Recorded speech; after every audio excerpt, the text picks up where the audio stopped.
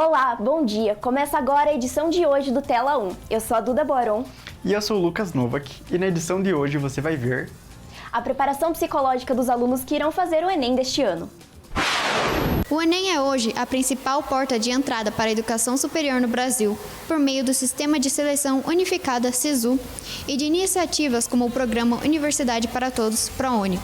Instituições de ensino públicas e privadas utilizam o Enem para selecionar estudantes. Pesquisa com fósseis de um parente distante da estrela do mar está sendo desenvolvida aqui em Curitiba. Após o soterramento, foram esmagadas ao ponto de só sobrar essa película preta. Isso é uma coisa muito difícil de ser encontrada no mundo. Então a gente conseguiu ir a fundo, publicar esses resultados e no final a gente até ganhou um prêmio, de proficiência em paleontologia da Associação Paleontológica do Reino Unido. Você conhece a loja de discos mais antiga de Curitiba? A nossa equipe foi conhecer. A música em si é uma coisa assim que tem que fazer parte, entendeu? Então essa galera nova, se eles começar a curtir música já, com essa juventude deles, eles vão começar a ficar cada vez melhor também, até, e ajuda como ser um bom ser humano. A música ajuda. Ajuda na doença? Não vai ajudar nisso? Vamos mostrar os serviços oferecidos pelos cemitérios no dia de finados e o que abre e fecha no feriado. Confira essas e outras notícias a partir de agora no Tela 1.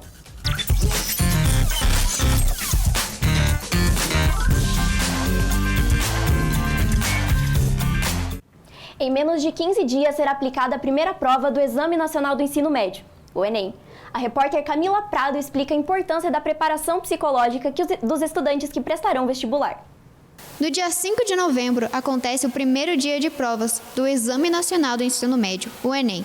Para quem é vestibulando, a proximidade da data é sinônimo de medo e ansiedade. São muitas expectativas, porque mesmo que a gente saiba que sempre vai ter o próximo ano e que se a gente não passar, tá tudo bem, a gente se sente frustrado mesmo assim, porque parece que mesmo a gente dando o nosso máximo não foi o suficiente. Então, é difícil.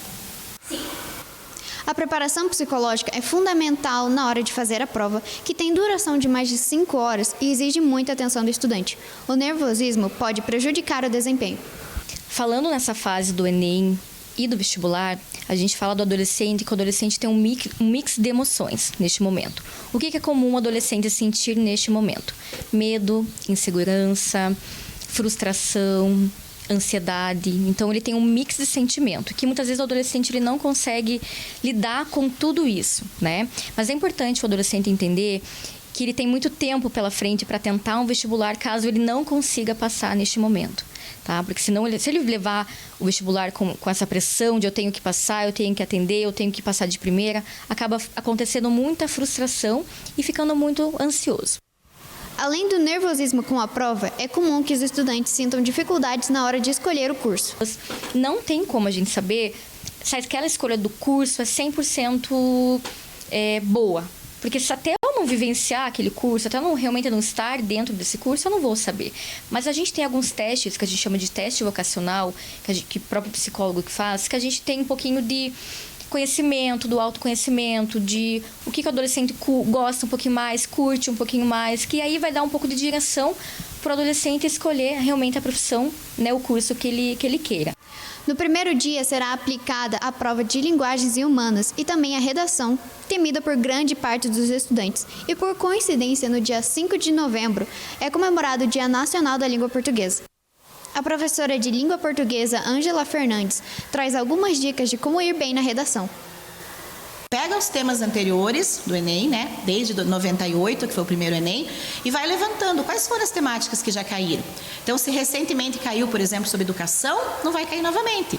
Se já caiu sobre mídias, não vai voltar esse tema. São grandes temas que acabam se repetindo, como se fosse um ciclo, Então, mídias, educação, saúde, direitos do cidadão, políticas públicas. Então, dá para fazer uma espécie de um levantamento, O que já caiu, o que é um tema que está recorrente. E aí, esses são temas que vão, com certeza, poderiam ser apostas. O Enem é hoje a principal porta de entrada para a educação superior no Brasil, por meio do Sistema de Seleção Unificada SISU e de iniciativas como o Programa Universidade para Todos, ProUni. Instituições de ensino públicas e privadas utilizam o Enem para selecionar estudantes. A faculdade que eu quero fazer é um programa muito específico e é particular. Então, eu estou esperando a nota do Enem para conseguir saber se eu vou conseguir fazer financiamento. Então, meio que tudo depende disso. Neste ano, o Enem teve 3,9 milhões de inscritos, número 13% maior em relação a 2022. Segundo os dados do Instituto Nacional de Estudos e Pesquisas Educacionais Anísio Teixeira, INEP. O índice marca uma recuperação após a pandemia da Covid-19. O número de inscrições mais baixo da história foi registrado em 2021, 3,1 milhões. Mas, apesar da melhora, o Enem ainda está longe de se aproximar do gigante alcance que tinha nos anos de 2014 a 2016, quando atingia mais de 8 milhões de estudantes. Técnicas de relaxamento podem ser feitas para manter a calma antes e durante a prova. A psicóloga Priscila Chervinsky explica uma dessas técnicas. A gente tem uma técnica aqui em terapia que eu gosto bastante de passar, que é a respiração diafragmática. Uma respiração que é pelo diafragma e não pela parte do peito, tá? É uma respiração que a gente vai expandir a parte do diafragma, tá? Na inspiração, e na expiração, que é feito pela boca, a gente joga todo o ar do pulmão. O segundo dia de provas que contempla as matérias de exatas acontece no domingo, dia 12 de novembro. E eu sempre falo que o adolescente não precisa terminar o ensino médio para começar o vestibular, né? Para começar uma faculdade. Ele pode ter um tempo de pensar, um tempo de autoconhecimento e aí iniciar aí a faculdade também. Mas e aí, Duda, você tem alguma aposta para o tema da redação desse ano?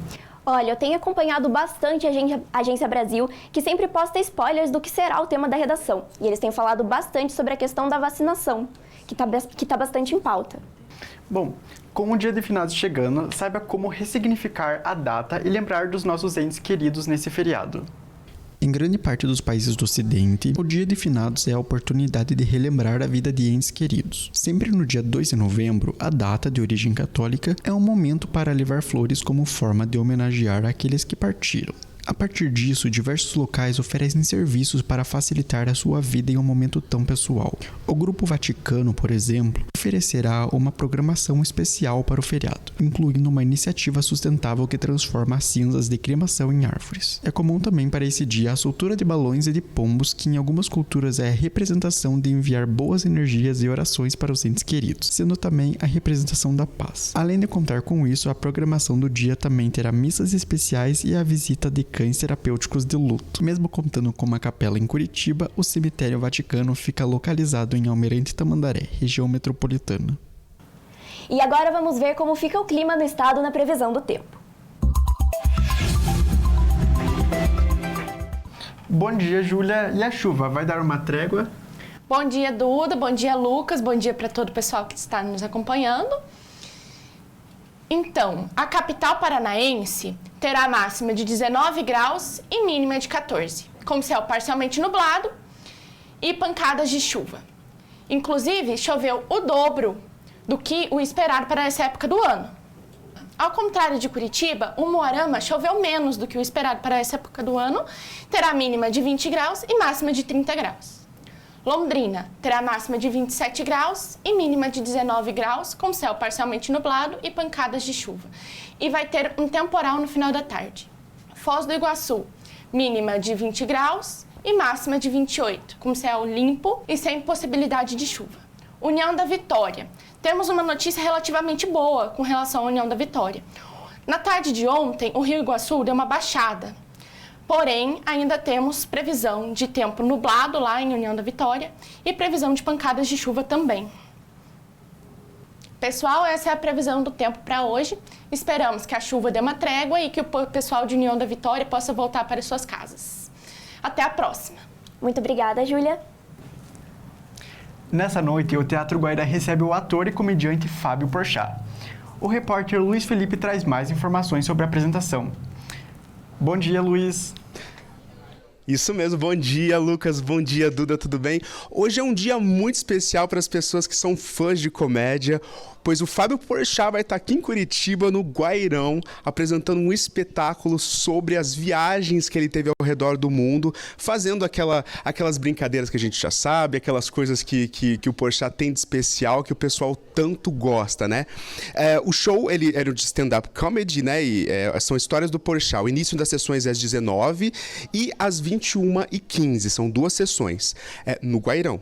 E para maiores de 16 anos, né? Então vale ressaltar isso, não vale levar criança, porque não vai entrar, tem que ser maior de 16 anos. E os ingressos estão a partir de R$180.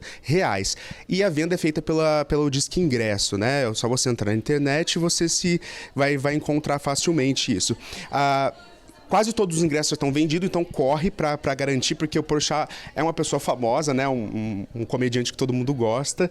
E eu tenho certeza que eu tô louco para ir, mas vamos ver se vai dar para eu comprar meu ingresso. De volta pro estúdio, Lucas. Obrigada pelas informações, Luiz, e tomara que você consiga comprar o seu ingresso. Bom, continuando em cultura, confira a programação artística para a semana de Halloween com o repórter Enzo Bernardino.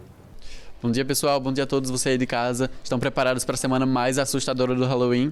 Acompanhe a programação agora. Noitão dos Brinquedos do Mal é uma realidade. O filme Five Nights at Freddy's, O Pesadelo Sem Fim, já está disponível em todos os cinemas de Curitiba. E após 2 anos de hiato, a era Halloween da Ashnico está de volta. Com Halloween 5, The Mouse King compreenda o incompreensível nesta sexta-feira. E voltando aos brinquedos assombrados que todo mundo gosta, o 4º episódio de Chucky, especial de Halloween, já está no ar. As portas do inferno estão prestes a serem abertas e os cães a serem soltos. Hellhound, por Jasmine Bean e Death by Rome, irá ao ar em todas as plataformas digitais nesta sexta-feira. Agora o melhor, o prêmio de artista revelação da TV1, do Tela 1 no caso, perdão, que estreará o seu 3º single, Once Then We'll Be Free, em todas as plataformas digitais, no dia 31 de outubro. Agora, por que? Você me pergunta. Perdão. Agora, por que artista descobrimento? Português é complicado. A artista conseguiu 20 milhões de streams em um mês e 1 milhão de ouvintes mensais. Agora, como? Marketing? Não, simplesmente talento. Volto com você no estúdio. Muito obrigado, Enzo. Eu mesmo também acho português muito complicado, mas português, vamos falar agora de ciência. Um geólogo e um estudante de ciência da computação desenvolveram uma pesquisa com fósseis de um parente distante de uma estrela do mar, que vivia milhares de anos no mar onde hoje fica o Paraná. Como esses fósseis se formaram, como eles foram soterrados e o que aconteceu com eles para eles se tornarem um fóssil. Impressões em folhas, marcas de animais em pedras, restos de conchas, ossos de dinossauro são descobertas feitas pela paleontologia sobre a história da vida terrestre. A palavra paleontologia tem origem de 3 palavras gregas: palaios, que significa antigo, ontos, que significa ser, e logos, que significa estudo. Foi em 1812 que o zoólogo francês Georges Cuvier, conhecido como pai da paleontologia, se aprofundou nos estudos dos fósseis de animais pré-históricos e criou esta ciência. Aqui em Curitiba, o geólogo Malton Fraga também estuda os fósseis de seres antigos. Em 2020, quando ainda era estudante, ele foi premiado por uma das principais sociedades científicas do mundo na área da paleontologia. Quando eu entrei no laboratório de paleontologia e a minha orientadora, ela sugeriu: Malton, por que você não trabalha com as serpentes do mar fósseis? Nós tínhamos várias amostras na nossa coleção e ninguém nunca tinha trabalhado com elas. O antigo estômago, né, as partes orgânicas dessa serpente do mar, que foram, após o soterramento, foram esmagadas ao ponto de só sobrar essa película preta. Isso é uma coisa muito difícil de ser encontrada no mundo. Então a gente conseguiu ir a fundo, publicar esses resultados e no final a gente até ganhou um prêmio, né, de proficiência em paleontologia da Associação Paleontológica do Reino Unido. Muito além do que imaginamos, a descoberta de um fóssil de um primo da estrela do mar, em território paranaense, permitirá diversos novos estudos sobre a transformação da Terra e o comportamento de seus antigos habitantes. Essa agora é a minha pesquisa de doutorado. Eu estou olhando para os animais que vivem hoje, trabalhando com serpentes do mar viventes hoje. A gente coleta elas no litoral do Paraná, traz para o laboratório para entender qual que é a chance desses animais se fossilizarem, se tornarem um fóssil? Se a gente entende como isso funciona hoje, a gente consegue interpretar muito melhor o passado e estudar melhor esses fósseis.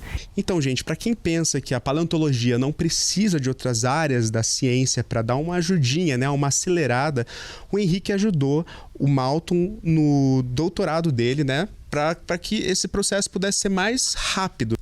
O que eu acabei fazendo para o Malton foi um sistema, né, que conseguia fazer esse monitoramento automaticamente dos aquários, né, porque ele vai lá todo dia, vai fazer essa medição manualmente.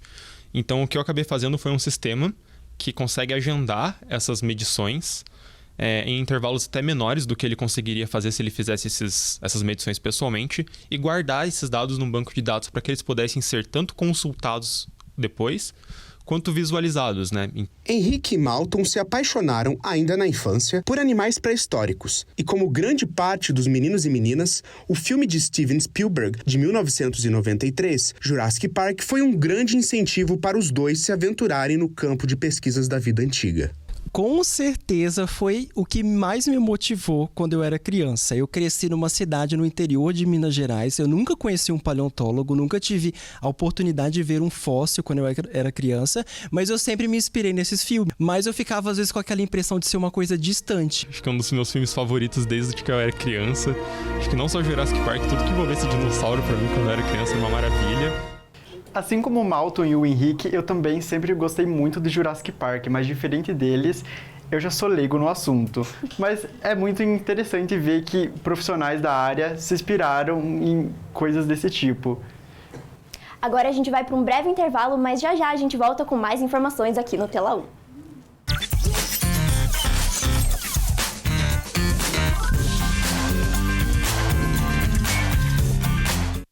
Se te disseram que seu caminho é um só, entenda que existe um universo com infinitos caminhos para você explorar. Então questione, transforme e realize. A gente vai estar aqui para te mostrar os caminhos. E a sua história é você quem faz, do seu jeito. Encontre seu caminho, faça a sua história. Universidade Positivo.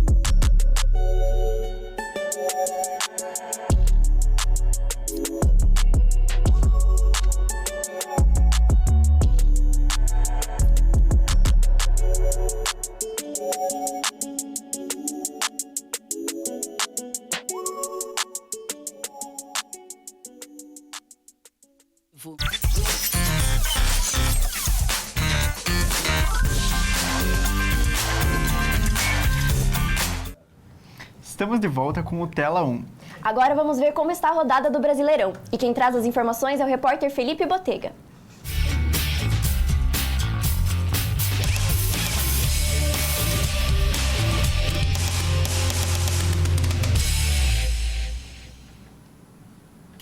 Bom dia, Felipe. Conta pra gente, como que tá essa rodada? Bom dia, Duda. Bom dia, Lucas. Bom dia a todos que estão assistindo. Então, vamos comentar um pouco sobre a 29ª rodada do Brasileirão, que iniciou com o jogo entre Bragantino e Atlético Mineiro, onde o Bragantino perdeu em casa por 2-1. Logo em seguida veio o jogo do nosso Atlético Paranaense, aqui da capital, que recebeu o América Mineiro em casa. Começou perdendo de 1-0 esse jogo, mas logo em seguida conseguiu a virada, e essa vitória é muito importante, que os pontos que conquistaram deixam eles ainda na briga para entrar no G4. Uma vitória ali e derrota dos times de cima já faz o time da capital paranaense ir para o G4. Destaque de jogos que teve ontem na quarta-feira: o jogo do Palmeiras, clássico entre Palmeiras e São Paulo, que terminou 5-0 para o Palmeiras, uma vitória surpreendente de um Palmeiras que não vinha com uma campanha tão boa, mas provou que está sempre ali na briga pelo título. Com o Flamengo encerrando a rodada praticamente às 9 horas da noite, que sofreu a virada para o Grêmio de 3-2. Já no dia de hoje, na quinta-feira, teremos mais 2 jogos daí. O jogo entre Vasco e Internacional, com o Vasco tentando se livrar da zona de rebaixamento, e um jogo pela briga direta pelo rebaixamento, que é Santos e Coritiba. E nesse jogo vamos ver se Coritiba consegue brigar para tentar continuar na Série A, ou se o Santos vai se afundar mais ainda na zona de rebaixamento, ou tentar sair junto com o Vasco, né? Em mais é isso. Dúvidas ali, mas como continua a tabela, o Botafogo continua ali isolado, mesmo sem o jogo que foi adiado contra o Fortaleza. E a rodada foi mais isso. Volto com vocês aí no estúdio. Muito obrigado, Felipe.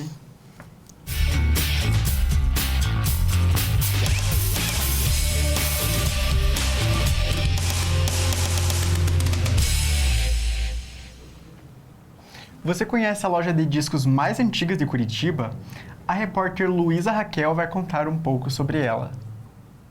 Ao andar por Curitiba, corremos o risco de perdermos as pequenas grandes histórias que cada rosto, paralelepípedo e prédio podem nos contar. Se olharmos com atenção, acima da loucura urbana, ainda é possível encontrar lojas e histórias que venceram a barreira do tempo e resistem até hoje bem debaixo de nossos narizes. Dentre as muitas histórias que as ruas de Curitiba abrigam, uma delas pode ser encontrada aqui no centro da cidade, na rua Saldanha Marinho.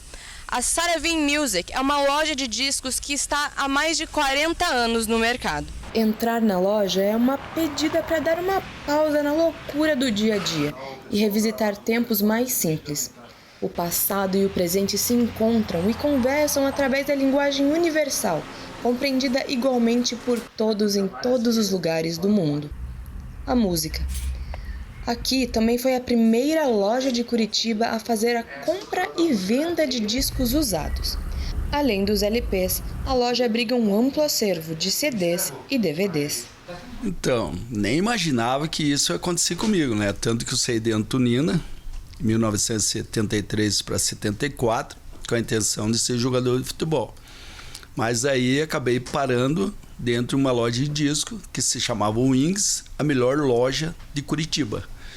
E ali começou a minha vida, me apaixonei pela música, mas em momento nenhum eu imaginei em trabalhar com a música, né? Com disco. A Saravim Music tem 40 anos e é um empreendimento familiar. Tiago Savarin, de 38 anos, é um dos filhos mais velhos de Virgílio Savarin, o proprietário da loja. Tiago se formou em Direito, mas não teve jeito. Essa coisa de música já estava no sangue. Ele cresceu sempre rodeado pelos discos do pai e preferiu as agulhas e vinis ao invés da Beck e das Leis. Por exemplo, a pessoa chega aqui, olha o vinil, esse vinil me interessou, mas daí pega e deixa na banca lá ainda, né? Daí chega outra pessoa e pega o vinil e vem pagar. E daí a pessoa vai atrás do outro. Não, mas esse vinil eu que levar, né?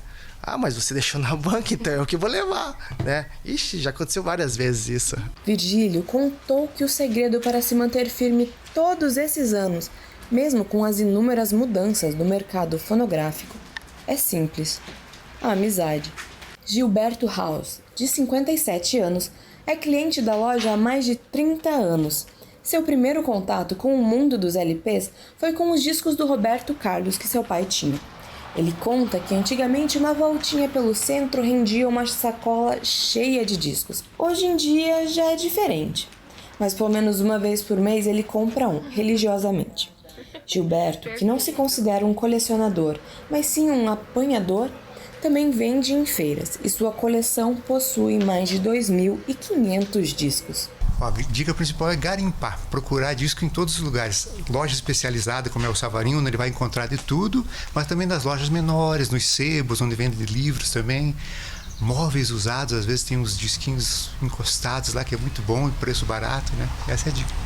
No meio de tantas histórias, vinhos e amigos, a loja de discos mais antiga de Curitiba persiste, mantendo viva a voz de tantos artistas, unindo as pessoas e mantendo viva uma antiga tradição. Porque a música em si é uma coisa assim que tem que fazer parte, entendeu? Então essa galera nova, se eles começar a curtir música já, com essa juventude deles, eles vão começar a ficar cada vez melhor também, e ajuda como ser um bom ser humano. A música ajuda.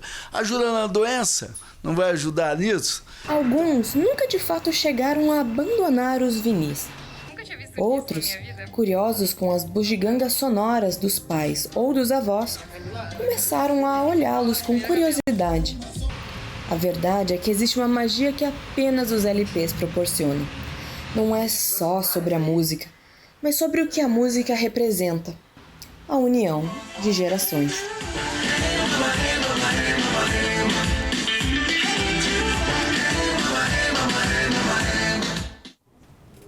Particularmente, eu acredito muito no poder da música. Eu não sei você, Duda, mas eu já perdi a conta de quantas vezes eu me senti melhor depois de me identificar com alguma letra de uma música e perceber que não era só eu que sentia alguma coisa como eu me sentia. Com certeza, Lucas. Eu infelizmente não peguei a época dos discos de vinil. Eu era do CD, mas eu também adorava comprar, ficar olhando nas lojas e levar para casa. Hoje acontece no Teatro Positivo a apresentação da Escola Bolshoi, Dom Quixote. Acompanhe as informações. Bom dia, Duda. Bom dia, Lucas. Então, para quem está pouco familiarizado, o balé Bolshoi é um balé russo e ele é considerado um dos mais antigos e um dos mais conhecidos do mundo. E eles têm uma filial aqui no Brasil, que fica em Joinville. E os estudantes, os alunos dessa escola, vão subir ao palco do Teatro Positivo, aqui em Curitiba, às 8 horas. São mais de 80 bailarinos apresentando esse espetáculo que já tem mais de 150 anos de história e ele é considerado uma obra-prima do mundo da música. E ele ainda é resultado do trabalho do coreógrafo russo Vladimir Vasiliev, que foi considerado pela Unesco o bailarino do século. Então, assim, tá uma apresentação realmente imperdível para os amantes do balé, para quem gosta de música, quem gosta de dança, quem gosta de cultura no geral, tá realmente imperdível. Os ingressos eles podem ser adquiridos pelo Disque Ingressos e eles custam a partir de R$50. E olha só que legal, o público tem um desconto de 30% ao utilizar o cupom Escola Bolshoi. Então, não tem desculpa para perder esse showzaço que vai acontecer hoje no Teatro Positivo. Eu volto com vocês no estúdio. Muito obrigado, Luli. Realmente eu acho que isso está imperdível. E agora, continuando na área da cultura, a Cinemateca tem sessão para pessoas com deficiência visual nesse sábado, dia 28. Neste sábado, dia 28 de outubro, vai acontecer uma sessão especial voltada para as pessoas com deficiência visual na Cinemateca de Curitiba, às 15 horas. Essas sessões com acessibilidade acontecem uma vez por mês, sempre aos sábados, e são gratuitas. Após a sessão, acontece um bate-papo sobre o filme. Neste mês, os filmes em exibição serão Mr. Abracadabra, do diretor José Araripe, e TP, do diretor José Eduardo Belmonte. Para pessoas com deficiências que têm interesse em participar pela primeira vez, mas não sabem como chegar até o local, alguns voluntários do espaço marcam de se encontrar com um grupo na Estação Central às 14 horas. e mostram o caminho. A Cinemateca de Curitiba fica na rua Presidente Carlos Cavalcante, 1174, no bairro São Francisco. Para mais informações, acesse o site da Fundação Cultural de Curitiba. Confira os serviços da Prefeitura de Curitiba que vão ou não funcionar no feriado de Finados na próxima quinta-feira, 2 de novembro. Na próxima quinta-feira, 2 de novembro, é feriado de Finados e alguns serviços públicos terão funcionamento alterado. As linhas de ônibus vão funcionar conforme a tabela de horários de domingo e a linha turismo funciona das 8h30 às 17 horas. As UBS estarão fechadas no feriado, mas na sexta-feira, 3 de novembro, os serviços voltam a funcionar normalmente. O Armazém da Família fecha no dia 2, assim como o Restaurante Popular, que fica fechado até domingo. Já a parte do serviço funerário e a Casa da Mulher funcionam no horário normal. Outros serviços como bancos, Procon, feiras e correios não irão abrir no feriado de Finados. E o Tela 1 de hoje fica por aqui. Tenha uma ótima semana. Estas foram as notícias de hoje. Até semana que vem. Não esqueça de seguir a gente no @jornalismop no Instagram para saber mais notícias. Fique agora com imagens de Curitiba.